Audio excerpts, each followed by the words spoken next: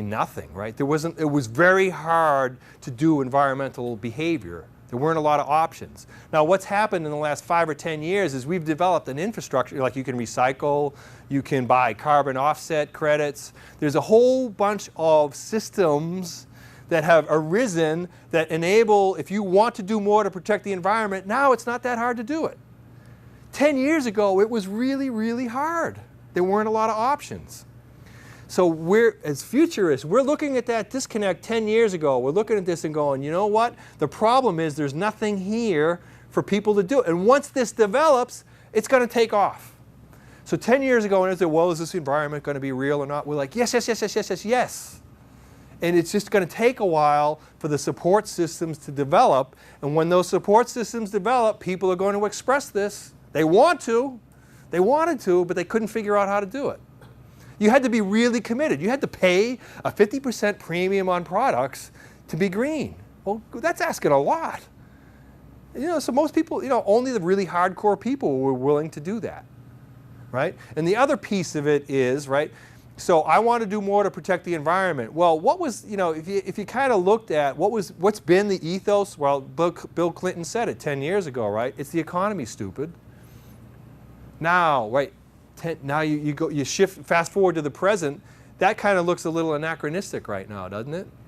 I mean, in terms of environmentalism, now most people would say that environmentalism is a fairly mainstream, you know, idea that there's cultural support for it. That 10 and 20 years ago, it was a fringy thing, now it's kind of a mainstream thing. So the physical systems are there, the cultural systems are there, the values can be expressed. So that's how we use this stuff. And again, we're looking for disconnects. When we see the disconnects, we know that there's an opportunity for somebody to connect the dots. All right, one more example, and then I think you'll have it. So one of the great social inventions of the 20th century, is that what it is? 20th century, right?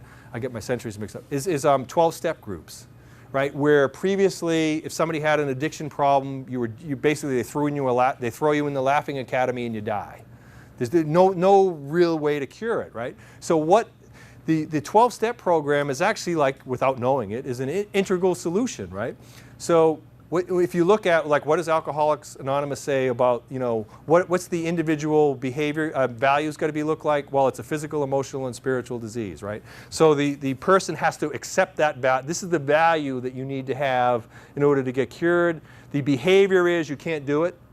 Right? So these 12-step programs say abstinence. It's not like moderation, it's abstinence. This is what you have to believe, this is what you have to do. And then the support system, what you see happening is now court systems have recognized that this works, so they start shipping people to these programs.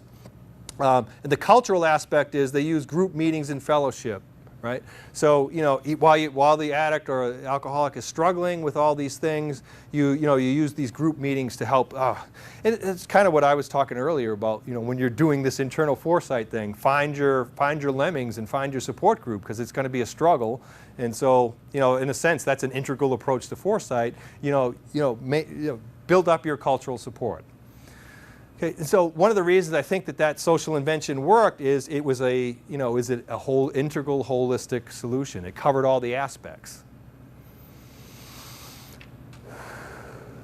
Stop. All right, I'm going to stop and let you digest for a second. So for that example that you just gave and this model, when would you use that? Or why would would you have used that at the inception of saying why we need the 12-step program, or would this be why it works? Right. Okay, I'm trying to remember what I put here. All right. Because there's a couple of different ways I've used it. One of the first examples that I remember using it, I used it publicly, internally. I think this was I was at Dow back then. So one of the big trends that I put in the middle was dematerialization of the economy. So Dow Chemical, we're stuff makers. We make stuff, right? And what's the big economic trend is, like, more and more value comes from non-stuff, right? I mean, the value of stuff is and it's all about information. That's where all the value is. So that's a huge thing for us. The fact that the economy is de-stuffing for stuff makers is really important, right? So we put the dematerializing in here, and then try to say, you know, what are what are all the, how does the four-quadrant matrix look at dematerialization, right? And so we asked, and what we did over time is we evolved some questions that whatever we were trying to study, here are all the questions we would ask about it.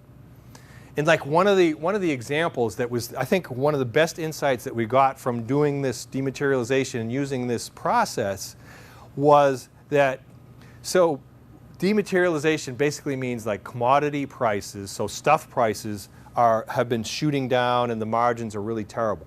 So we think of dematerialization as Dow Chemical as a horrible thing. Our profit margins, our jobs, right? We're all up. But when we did this matrix, what they understood was this is great news for the public. Dematerialization is great. I mean, what, right? You're using less stuff. Things cost less. Things are more efficient. As a consumer, this is the best possible news in the world, right? And so just that little shift from seeing this as a horrible thing to be avoided to saying, wow, this is what people want, it enabled the group to kind of embrace that. And it was, I would say, part of a shift to saying, all right, how do we develop our service business? And what's really interesting is like 5 years later, the company sold off all of its commodity stuff, and they've gone completely to a specialty kind of business. Now, I'm not saying that the integral matrix directly led to that. Yes, I am. No, it didn't, right? But you know what I mean? That's the kind of thinking that, so that's one example of how we use this, and it helped that one little insight. So you ask all these things, but that one insight was really important for that group. And that's what you're looking for. Sometimes, we go through all these exercises and, we do a lot of work, and in the end, what we're looking for is that one light bulb. And that was the light bulb on this particular one. Okay, so let's see, do we have time? Why not? Yeah, we have time. Let's do it. Let's practice. Is there a particular book that Wilbur wrote that you would recommend? Oh yeah, you betcha. Yeah, no, that's a good point. Yes. So the beginner's guide is a theory of everything. A mild little, but it's actually his pop book, and it's really readable. It's an airplane read, right? So a theory of everything, and then the tome, the Bible, is Sex, Ecology, and Spirituality. I mean, it's 1,000 pages, and if you get through it, send me a note. I will send you a suitable prize once we determine what the suitable prizes are, and you're part of the club, and you're in. It really does change how you think about things. But if you get through the theory of everything, which then you go to Sex, Ecology, Spirituality.